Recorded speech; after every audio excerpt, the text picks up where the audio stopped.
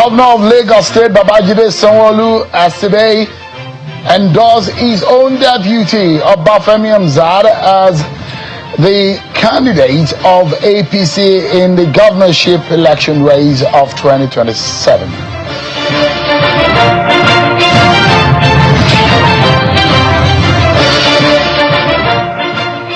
The controversy around ballot verification and Electoral Act, as Mr. Mike Igini's claims, is generating a lot of controversies. We'll be hearing from one of the drafters of the law tonight on the program.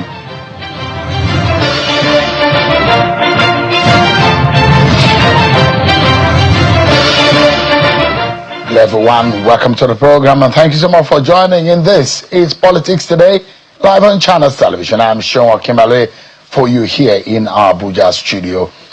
There's so much for us to give to you tonight on the program, from getting all of your top stories, plus giving you some exclusive on some of your major political stories in the land. Tonight, we will be letting you watch an interview with a businesswoman, Miss Aisha Achimogu. A controversy that has been linked to power and influence that has generated a lot of controversies, from the woman being declared wanted to our funds in her account being confiscated and forfeited, and how that links to allegations from the EFCC to some state funds. That on the program tonight. But also we will let you understand and get some insight from one of the drafters of the electoral law, based on Mr. Mike Igini's claims about ballot verification and some of the discrepancy, according to him, in the electoral law. There's a lot to talk about tonight, but stick around with me. Let me let you know that there's been some political meetings and consultations happening over the last few days. The one that has happened this evening is between the Labour Party presidential candidate in the 2023 general elections, Mr. Peter Obi, who today has met with former President Goodluck Jonathan. The consultation held at the residence of the former President Goodluck Jonathan in Abuja, and Mr. Obi was saying being escorted by some chieftains of the ADC and some prominent political figures in Nigeria. There's so much for us to reach out to you tonight, but first let's serve you with some of your political roundup stories.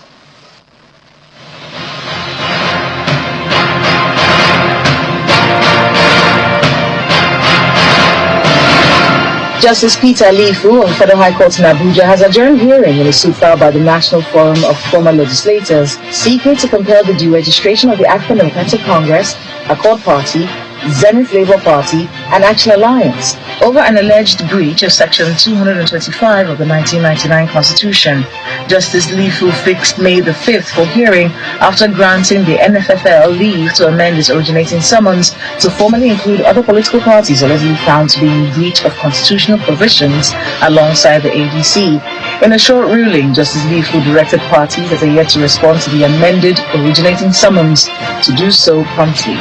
The Secretary to the Government of the Federation, Mr. George Akume, has charged ambassadors designates to be worthy representatives of Nigeria as they prepare for deployment to various missions abroad. Delivering the keynote address on behalf of President Bola Tinubu at the opening ceremony of the induction of ambassadors and High Commissioner designates, he urged the envoys to prioritize economic diplomacy by attracting foreign investments and creating opportunities that will contribute to national development.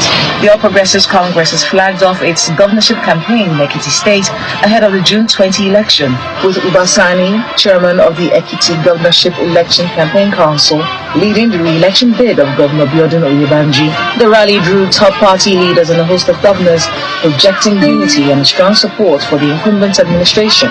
Former governors Kayode Fayemi, Segun Oni, and Ayo Fayose also addressed supporters, declaring their endorsement of Governor Oyebanji's second-term bid as campaigns gather momentum across the state.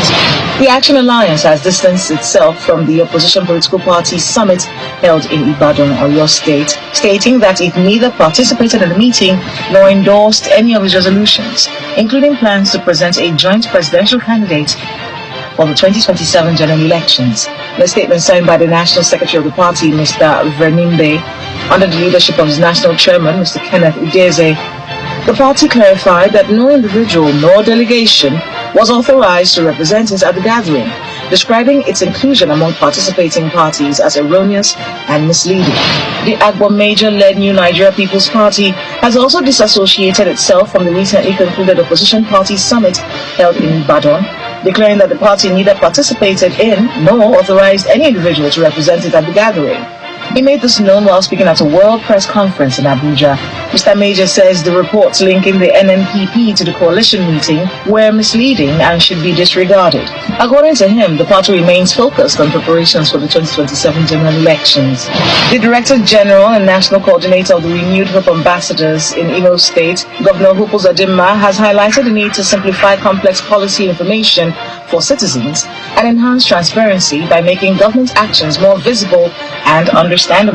He said this when he formally unveiled the Renewed Hope Ambassadors website and other digital assets at the Renewed Hope Ambassadors headquarters in Abuja over the weekend. The Director General said the unveiling of the website marked a significant step in strengthening civic education and public engagement around policies of President Bola Tinubu.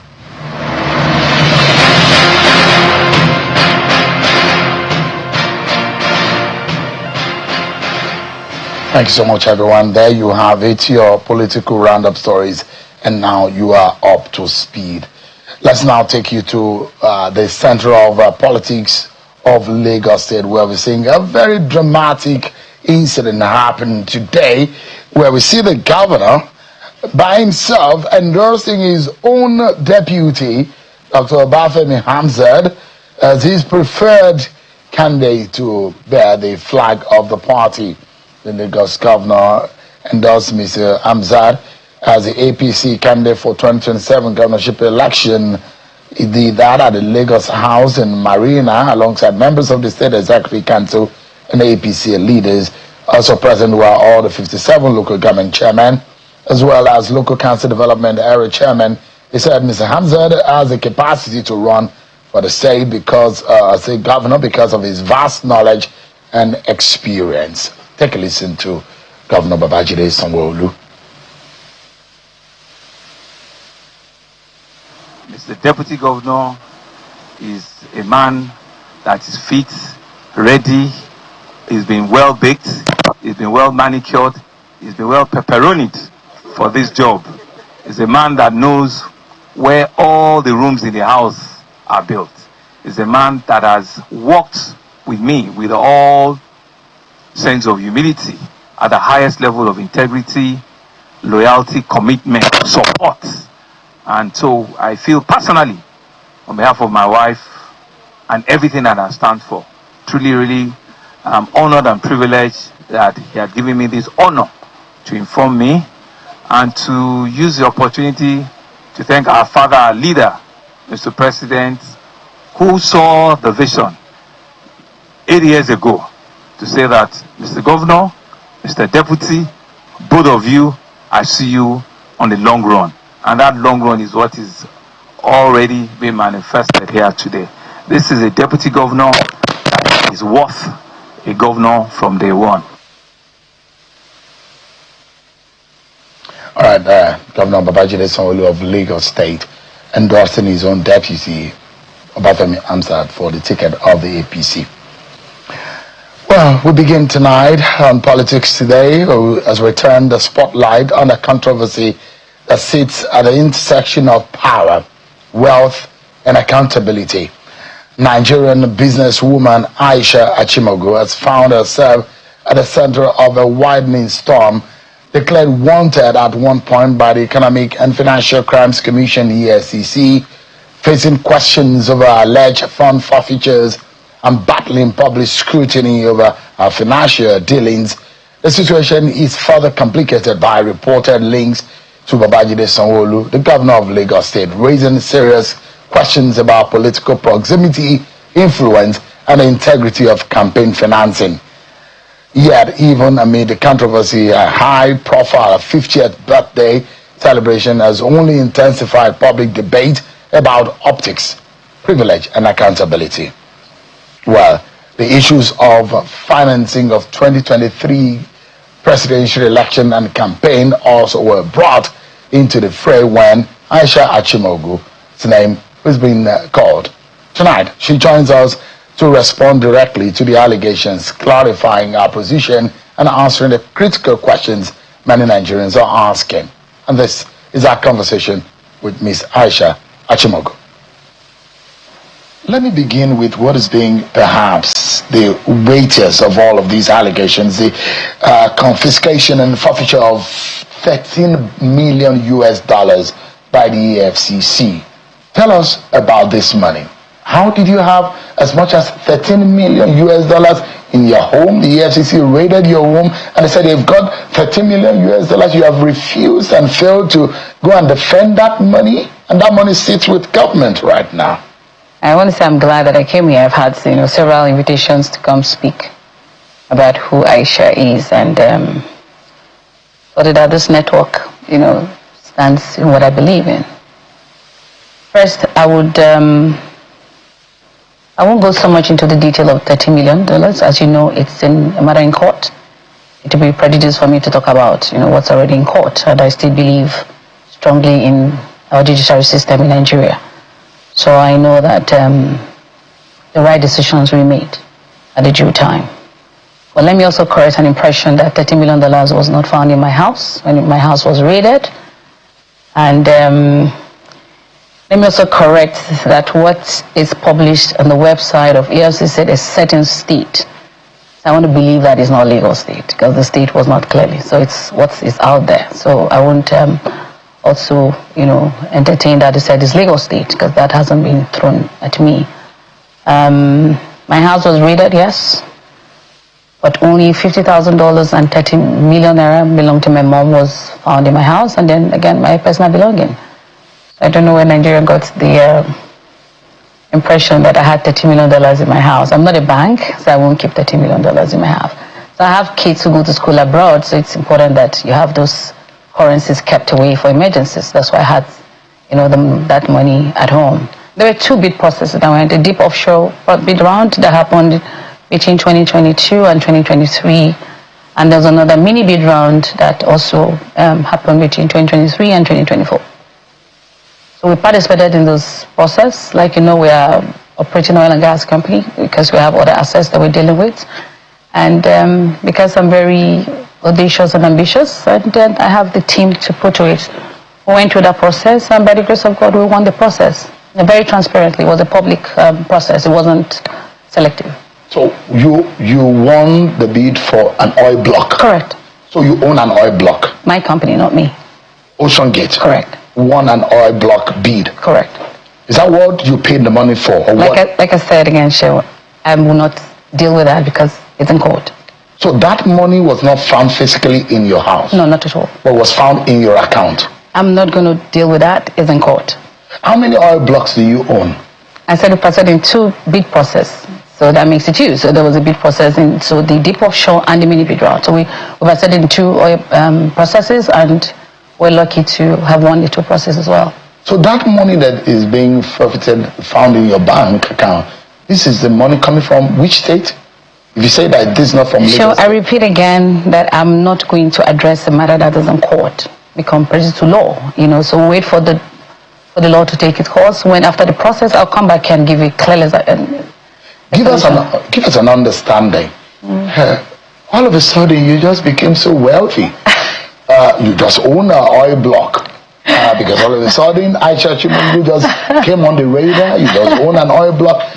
It's not a game and a business for people who just started business yesterday. Where did you get your money from? I stand to be corrected, but with the oil industry, so you can actually start up a company and bid a process. It's about a teamwork. It's about the process. It's about being intentional. It's about having a technical team to, you can have a vision to build things together. You don't have to be in business for 10 years, because you can have a bunch of, retired IOCs, business owners that in that industry and decide to put their son together. So with oil and gas, your length of work in the oil gives you experience. It's calculated as experience into that company. So we translate those And by the grace of God, I've got those personnel within my organization. Who helped you to win the oil block? Who did you know? I didn't know anyone. It was a public bidding. We didn't know So it was anyone. a transparent process? Very, very. Where did it happen? In Nigeria. In Abuja? Abuja and Lagos. The commercial was done in Lagos. Open to everyone. So it was a transparent, not like you have a godfather who helped you to do it. No, God is my godfather. Is there those who think maybe that it was a Lagos governor that helped you, Babajide Sanwo-Olu? Does he work in Oshenge? Is he your friend? Who said so? I'm asking. Is he your friend? Because we saw the video of you and him at your birthday celebration outside of the country. So they had perception that you and Governor Sanwo-Olu are friends, and maybe he was the one who helped you. So, sure. Let me first start with my background. So I've always had access to power and governance. I mean, no Nigerian, so I have friends and I've done well. So I've not done anything that will make anyone to stay away from me. If I'm in a shows where they are and it's okay, just having something and they pop in to be there to celebrate with me, and it's not a rare character or something new. And when I had my 40th birthday, I had my governor friends there, and I don't think it was such a big problem. So your 40th birthday was in like manner? Oh, more than that. Oh, it was more lavish than the 50th birthday? Yes, it was. Yes, it was. So it wasn't because you have a personal relationship with Sanwo-Olu? Not at all. From the day that I turned 40, I started to plan for my 50th birthday. Because I knew I was going to live up to 50. So I already started planning for my was just one of the attendees. Oh, yes. Of that birthday party. Well, it happened to be around the shows where it happened, and I was so even busy to know who was there and who wasn't there, because it was all about me. So you don't have no string attached? You're just a friend with Sanwo-Olu? Sure, I'm an entrepreneur. I'm a business owner, and I'm a business developer. Having to know those who would increase my portfolio becomes very important to me. So it's not about Governor Sanwo-Olu at all. So we're talking about if I know a governor of Lagos State, regardless if it's Sanwo-Olu or not, and another governor comes with my kind of business and my exposure, our paths would definitely cross. Because the reason why I'm asking this question is that there are a lot of links and there are a lot of people talking about this matter. And now that we have you right here in our studio, I'd like to ask you directly about those issues that have been raised.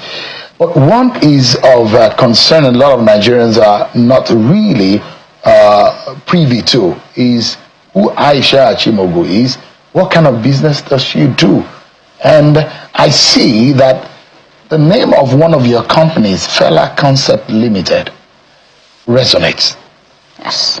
And looking through and preparing for this interview, I know that Fela's name came up in a deep sea port contract. Correct. As far back as when Goodluck Jonathan was in office. In 2012. So you've been in business before then? Decades before then. I started business in 2001. That's when you've been in business? Correct. Is this a wealth from your late husband? Not at all. So. My background. You're from a wealthy home? By the grace of God, a decent family. Your late husband was the MD of PPMC. PPMC. Mm-hmm. Is that how you got into oil and gas? Not at all, because I met him in the course of work. I actually met him, doing business in NNPC. So you've been in the oil and gas business before you married your husband? Very correct. So where would we say this morning that you're a woman of means, isn't it? Very. You have a lot of money. I'm comfortable. I don't have a lot of money. But I work. I'm not working to have a lot of money. I'm working to make impact and sustainability. I'm working for purpose. So your money is not from your friends, like one of your friends like Sanwo-Olu? Not at all. Not at all. You've had money before you knew him? Very. You've been very rich? By the grace of God. So maybe that's the source of your $13 million that was being forfeited, right? Sure, why are we going back to the $13 million? The source is the meat of the matter. Let's wait for the court process to finish. I'm sure the judiciary know exactly what to do. You were declared wanted. You felt like you were a fugitive to law. And then after some time, you came into the country and they said they were looking for you. And it's as though you've been tagged as a criminal. Unfortunately, So the little people, some who genuinely have sympathy knows that I'm not a criminal. And again, I don't want to sit here to blame any authority, because they probably did what they did in their right. And I also did some security consultations on what could have led to it. I was invited officially for some invitation to come to the commission, and I was in the country when I got that invitation. And my lawyers actually wrote to say I wasn't absent, and I'll be back at the end of the month. Let me now say to you how the commission was right, okay? Well, whatever, because I'd done extensive consultation on what they did. And so I came into the country after the letter has been written to them that I'll be back at the end of the month. I had an emergency to come in for 2 days, and I went back. So I think that that triggered, the assumption that I was ignoring the invitation. Me coming into the country and going back. But I was thinking in my head, being not an investigator or a security personnel, to say that my request date would stand and I would show up. So I want to say that's what brought all the drama, that I didn't turn up for the invitation. Because what the EFCC and the court says that the applicant failed to discharge the burden of proving legitimate ownership of the funds, or counter the EFCC's position that the money was process of fraud. Who said? That's what the EFCC said, according to what came out of the court. Why are you unable to prove that money is not a process of fraud? Again, Cheryl, after the court process, I would come here to explain all that.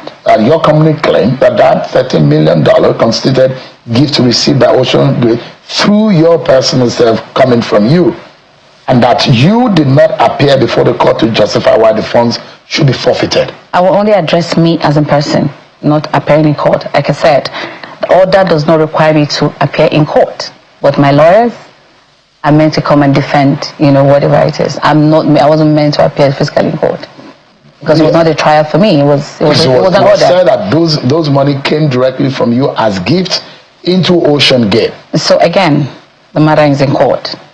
We would address it after the entire legal process. The judge also said that Ocean Gate did not demonstrate any business activity that could have generated that sum of money, nor did it provide evidence of payments from customers. So this money came from your own personal account to Ocean Gate, is that right? So I'm not going to address $30 million sitting here because it's in court. But did the money come from you to Ocean Gate? I will not address it. Is that a legitimate fund, actually? I will not address it, but it's legitimate. And it's not a process of fraud? Not that I know of. Or you cannot say? Not that I know of. Did you at some point try to fund any campaign? I'm not a politician. I only fund charity organizations. So you own a charity organization? Yes, that's the only way I put my money. And please confirm to me if this is correct. Your company owns a deep offshore PPL 302 and shallow water PPL 3007. Is that right? We won those. And you still own them? We won those. Do you still have them? We won them. So I looked at the timeline. Yeah. The set payment that was made, the $13 million US dollars, at a certain 28th of is in March of February now, and you were declared wanted on that same day, and your house was raided on that same day. Is that right? Probably it was coincidence. So you paid the money on that day, you were declared wanted on that day, and your house was raided on that day. Maybe coincidence. Everything had to happen together. 28th of March becomes a very special day for my family. What happened that day? Is that a special day? What happened at the raid? Can you tell us? What was the experience? I don't want to think about it. I don't want to talk about it. We'll take a break, everyone, but when we return, more questions from Ms. Aisha Achimogu about these controversies and more.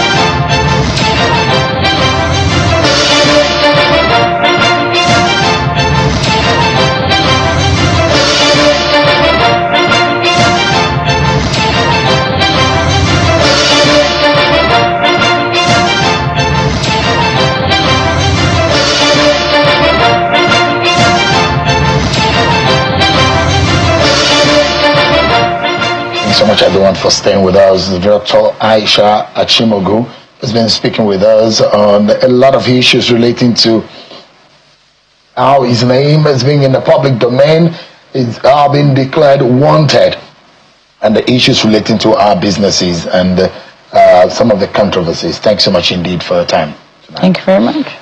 Give us an idea about campaign financing controversy also, which came up shortly after your 50th birthday and the 2023 elections.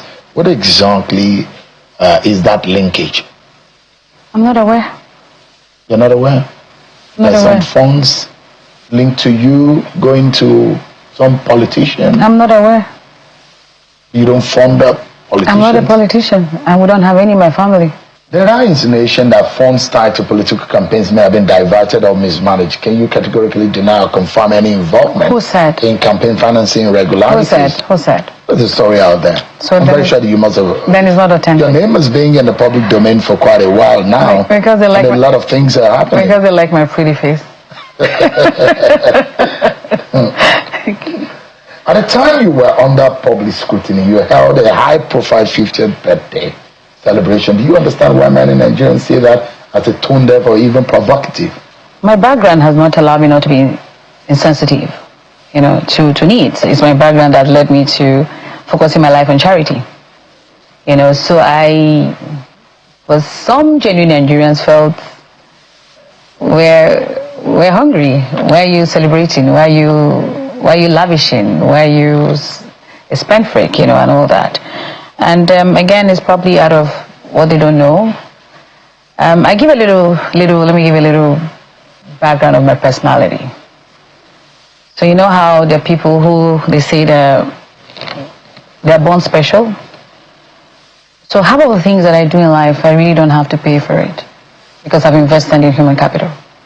I've invested in relationships. Okay? So if I said I want to go to the moon to spend a weekend, it's just a phone call away from somebody who said, Aisha, because you've been there for me, I'll get you to the moon. So like I said, I planned my 50th birthday for 10 years. And that's a lot of time to plan birthday. So what looked like it was lavish to some people who didn't know what was happened there, just clips of, few things. I wasn't wasteful and I wasn't trying to show off. It was a private moment for me. Your 40th birthday was elaborate. Super elaborate. And I've always 50th birthday was as close to. My 30th birthday was the same. My 20th was like that. So anybody who knows me from childhood knows that I love myself to the point where I celebrate myself. There's so many reasons to celebrate yourself. How was that celebration funded? And can you assure the public that no funds under investigation were used for that? Not at all. Not at all. How was it funded? It becomes unfair to people who had saved their money and took themselves on vacation, and you want me to take the credit of doing that? That's not fair. So there were no school children or people from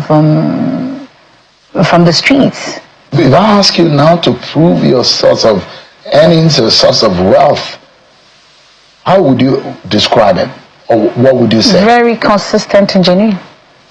What would you say you do for a living? I work. What kind of work? I work. What business interests do you have? I have business interests in every area. So like what? I own 11 companies. Okay. That cut across every sector. Okay. I'm into engineering. I do maritime services. I have an IT-based company. We have an ISP running in Nigeria. I have a security outfit. I have an oil and gas company. I have a procurement company. I have a training institute. I also have friends that I do bilateral, relationship brokering, and I just work, and I love to work. I like to create environment, to create employment and to be of impact to myself, and I leave a legacy for my generation. So I like to broker deals. Not deals. I don't do deals. I do transactions. They're two different things. I don't do deals. What do you mean by that? Well, so transactions are things that genuinely I can see the end from. I don't do quick money, so it's. So that's one of the source of income.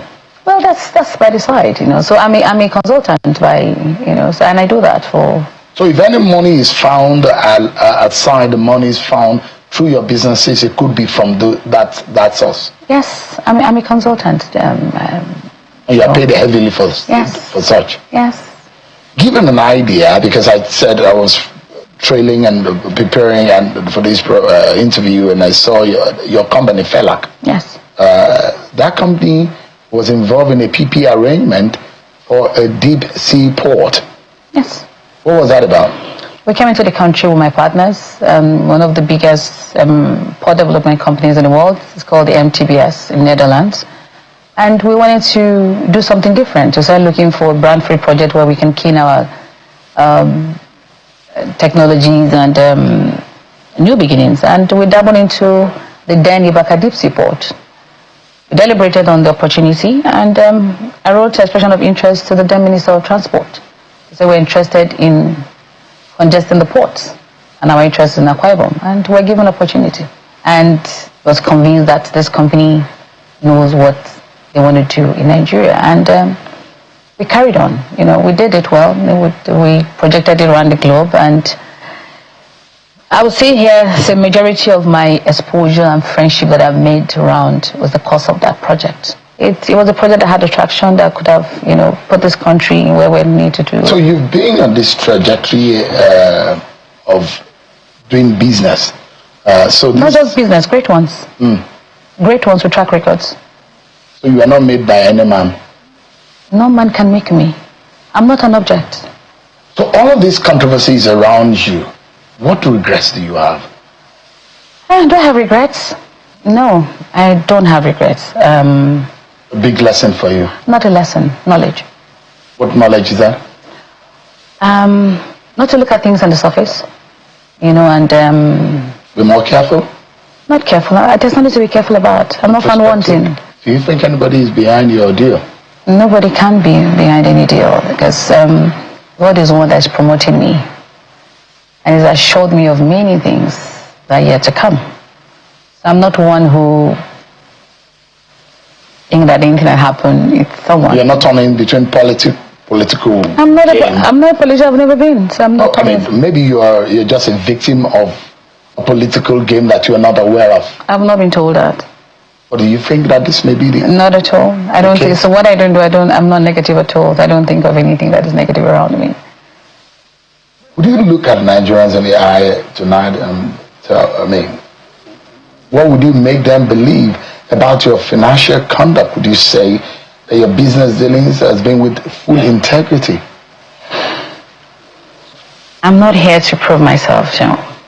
My character speaks. So I won't say, you know, anybody is outside. Yeah, the world is full of competition, you know, and the industry that I'm trading is an industry full of men. So, and there's nothing you want to cry about your personal, emotional relationships with anybody? Not at all. No misconceptions? Not at all. Not at all. What would you say as your final word tonight about this matter? Obviously, there are some issues in court. Maybe there are those who think that you may have stepped on toes, and maybe the powers that be are behind your ordeal. Have you offended the powers that be? Sean, before now, have you met me before? Maybe publicly at a distance. Fantastic. Not at a close range. Okay. So I don't step on toes. I don't. The only thing I give is love, and everybody knows that. My ever smiling eyes, smiling Aisha. So I don't, and I don't. I'm not. I stay within my boundary. So the only offense I can actually apply in life is being very aggressive with my business life.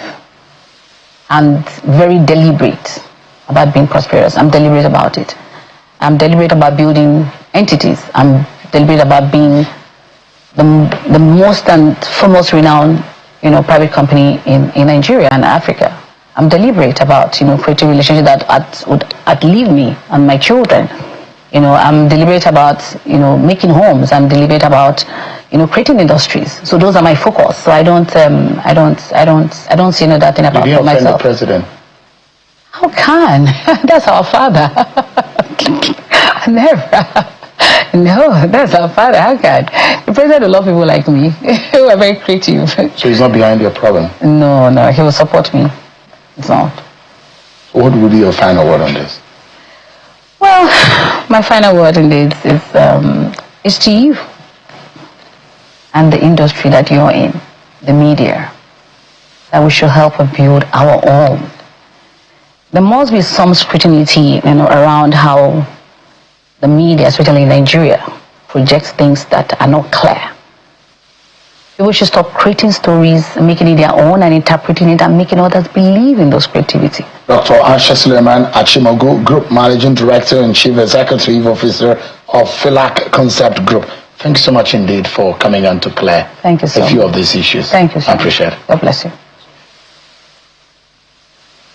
That's our conversation with Aisha Achimogu. But let's flip the page now and talk more about electoral law and Nigerian election, where fresh controversy is erupted over the Electoral Act after former INEC President Electoral Commissioner Mr. Mike Igini warned that certain provisions could compromise the credibility of the 2027 general elections. At the center of the debate is Section 63 on ballot verification, with concerns over whether ballots lacking official marks may still be counted under certain conditions. Well, fact checks suggest that provision is not new and was already contained in the 2022 law. So is this a genuine loophole, a misunderstanding of the statute, or a deeper warning about election management? Joining me now on the program is Chairman of the House of Representatives Committee on Electoral Matters, Honorable Bayo Balogun. Honorable, thanks so much indeed for your time tonight. Yeah. Why does it feel, and there are notions and narrative out there, there are discrepancies within the electoral law? Opposition figures are already asking that there should be fundamental reforms and reshaping of the law to be able to meet a certain standard and threshold of fairness, equity, and reasonability of the conduct of the 2027 elections. Well, Seun, thanks once again. You see, sometimes when you are dealing with the opposition, yes, they have reasons to say whatever they are saying.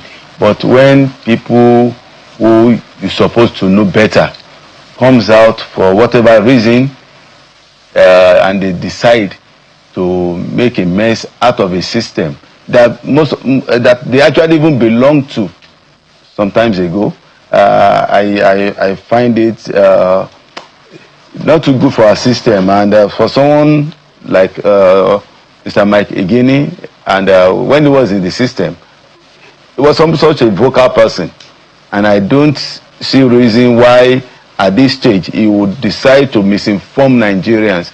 The Section 63 that we were talking about was the case that happened in Kano, when the election was taken to court for because some ballot paper were not stamped. The official mark they're talking about here is the stamping and signing by the presiding officer. So, and I think this provision was in the Electoral Act to ensure that people do not bring ballot paper from from outside the provision of the unit.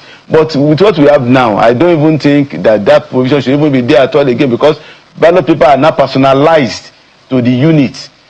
So because the essence of you signing and stamping is to say that, okay, this ballot paper is for this place. So if another one is saying that I was not signed in the ballot box, they should know that it was imported from somewhere else. But if you now said, let me just read that for you. Subject to the to subsection 2, a ballot paper which does not bear official mark prescribed by the commission shall not be counted. And that was what happened in Kano. But it was because of this subsection 2 that the case was dismissed so at the end of the day. Honorable, because so let's go straight to that section 3. Okay. And I'd like a full screen to be maintained right there.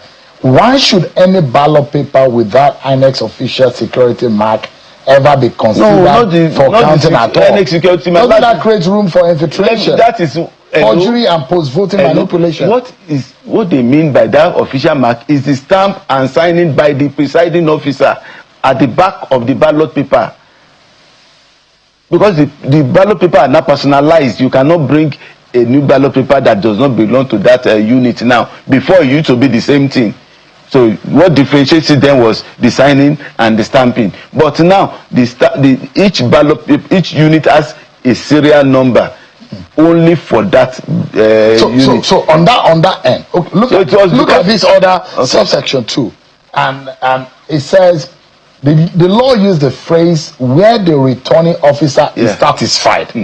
What exactly does satisfied mean in legal and operational terms? Isn't that subjective language too risky for an election environment already battling trust? When a ballot paper is personalized to a unit in the booklet, you have maybe A1, 2, 3 as a unit code before you start having 1, 2, 3, 4, 5. So if I come and because I have not stamped, and I saw that, oh, this ballot paper are from the same booklet, it's part of the same booklet that you removed, probably for in terms whether it was an error on your part or probably where they were stamping some. You know what some of them do? They pre-stamp some of them down. Maybe you are stamping. Maybe you could have mixed 1 or 2 in the process. So because if you see further that the total number of ballot paper is the same thing as the one removed from the booklet, so if these are the things the returning officer will check, and for no reason you know that yes, this is actually from this ballot booklet. So once you are convinced and everybody could see, are you now, because the presiding officer did not stamp it, now reject? And that's why Kano election was actually upturned. So honorable, someone like Mr. Mike Igini, who spent about 10 years in INEC, he came out and he said that Nigeria's 2027 election. And it's the same law that they used during his own election. So there's no difference. No, it was in not 2022 and 2026. No, now because his claims, his warning, and he says that there could be compromise. The election could be compromised because of some of the loopholes in the electoral law.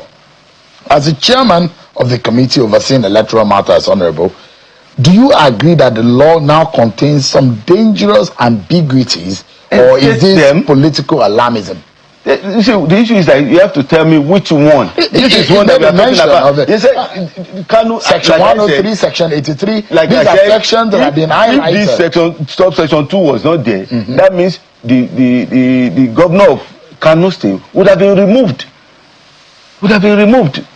Because by the time they counted the number of the ballot paper that were not stamped, the difference was enough to remove him from office. But because of this subsection 2, he said, since the presiding officer, the returning officer saw them that they were part of the booklet from those units, so that's why he was able to escape at the Supreme Court.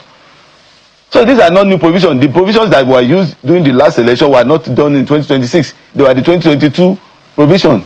It was there in the 2022. That's why he was able to escape the judgment. So now let's look at 77 too, where they're talking about registration of having the NIN number. Why can we, for God's sake, be saying that not having a NIN number in your registration should be removed? We are talking about insecurity. The NIN number is the only social security number that we have to prove that you are a Nigerian. In fact, we wanted to put it in the voters registration, but because of the coverage, we saw that when we look at the coverage of the NIN, we felt that so many people might be disenfranchised. But to talk about people who want to contest election, you must prove to me that you are a Nigerian first before you can say you want to contest election. To be a party member means that at least you must be a Nigerian, because to be a party, a registered member of a party, you can contest an election. And if you don't feel responsible enough to go and register your NIN, and then you are now putting that on us that we shouldn't have put that in the provision. Can you contest in America? Can you even be an American without your social security number?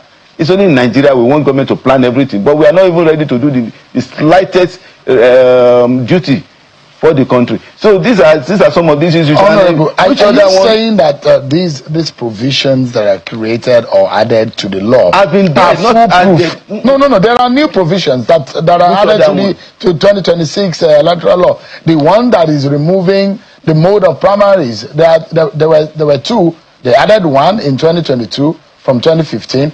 They now removed another one, making it two. And there are other provisions that opposition figures have said these are limiting. These are made to help the ruling party and make the opposition party. Take for example, the records and the timing and the timelines of the election.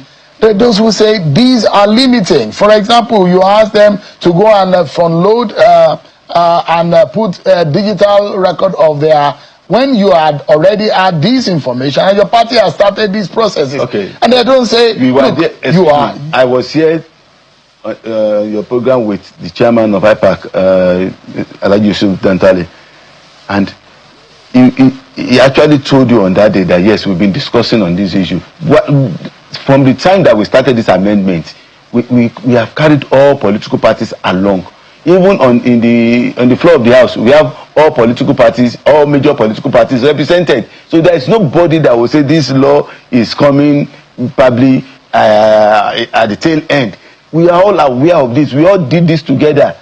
They were aware, and I think about November, October or so, I called him and I said, "Can you send this information to all the party chairmen that we are going to do this digital registration?" The day we passed the House of Rep version, I sent the message to him and he acknowledged it. I said, "Look, do us a favor, send this information to all the national chairmen of the parties, since we are the umbrella body of the political parties." And he said he was going to do it.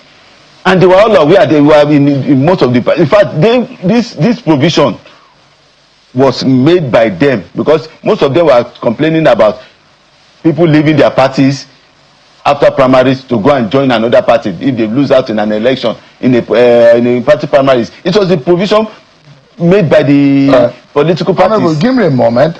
There are some issues I'd like you to touch on, but it's going to be after this break. Join us again, everyone.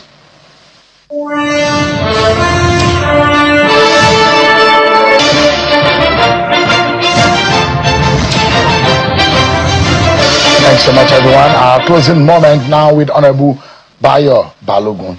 Honorable, if credible voices are now raising red flags 2 years before 2027, a year before 2027 election, will your committee immediately begin some kind of amendment hearings? That those who say we cannot go into the election with this law in the manner in which some of these these laws are being crafted. Will the country now wait until another disputed election cycle is upon us before you make amends?